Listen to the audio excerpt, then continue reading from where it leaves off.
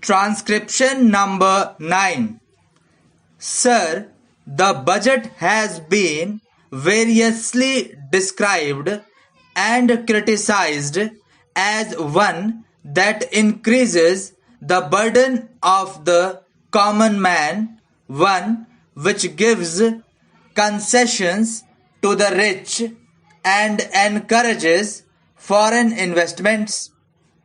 I agree, sir, that it is all this and much more, but it certainly is not a highwayman's budget.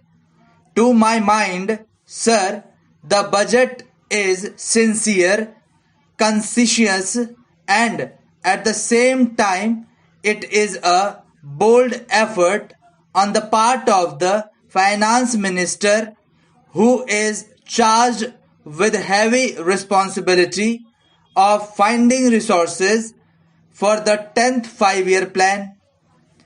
This plan, to my mind, sir, is not at all ambitious. In view of our needs, it may be looked upon as a matter heavy demand, but looking to our needs, it is not very ambitious. Sir, the fact that even the considerations of the coming general elections could not deflect the finance minister from the course which seemed to me necessary and proper should earn him the appreciation of every right-thinking man. The common man's interest, as I said, is nearer to our hearts than perhaps some others can claim, or at least it is equally nearer to us. And yet there come times in a nation's history when it becomes necessary for the people to postpone the fruits of their labor and enterprise to secure the future. Here also, sir, opinions may differ. According to the Communist Party, such a time came during the last Great War when they were exhorting people, the common people, to contribute their full might to the war effort.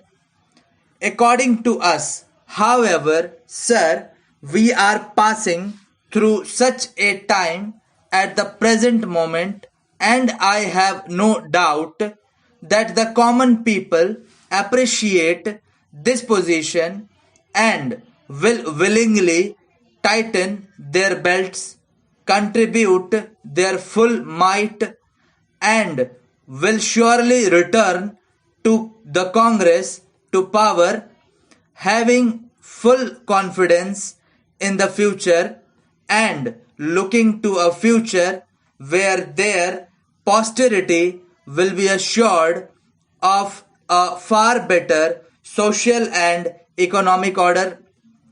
Who, sir, does not sympathize with the difficulties of the common man?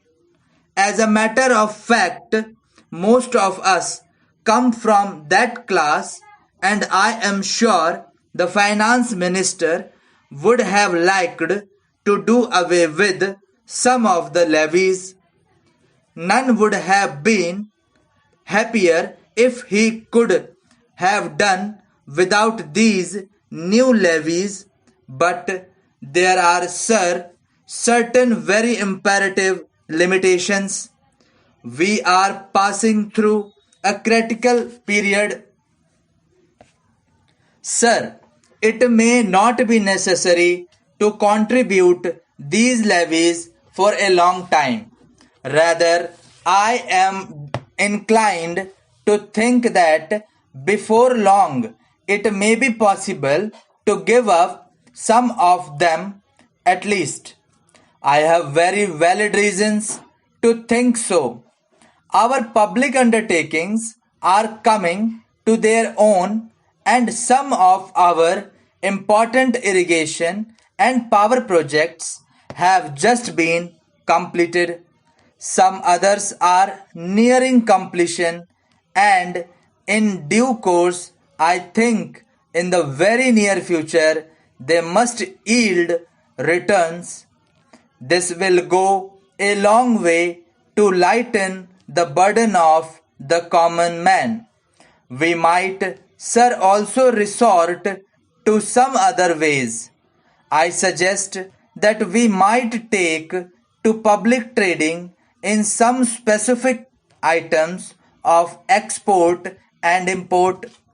That would also certainly go a long way and help us.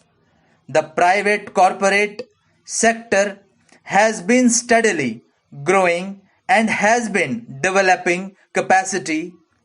It is sure to benefit from all these present concessions and develop greater capacity. This sector must come forward to meet new demands for taxation in the future. I agree that so far as indirect taxation is concerned, it has reached the saturation point, but the corporate sector, growing as it is in strength, in vitality, and in capacity, will not, I am sure, shirk its responsibility to contribute to the common fund. I wish, sir, the committee which had been appointed to go into where the additional national income had gone had entered upon its labors a bit earlier and had made its findings available to us. I do not want to state its findings, but I have a feeling that the committee, when it concludes its labor, will come to the conclusion that a major portions of this additional national income has gone into the pockets of a comparatively small number of men, small number of individuals, and it is they who must in future contribute their share to the country's taxation needs, because the profits they have earned are not all due to their own efforts and enterprise only.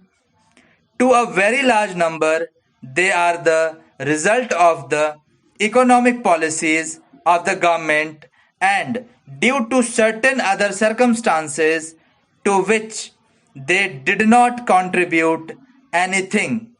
Therefore, there is ample justification for the two taxes, the capital gains tax and the excess profits tax. I need not go in detail into all the reasons that my honorable friend has explained earlier so lucidly, but I must say that I entirely agree with them all. Having said this, I would like to say a few words about allocations which have been made to the various ministries in the budget. Thank you.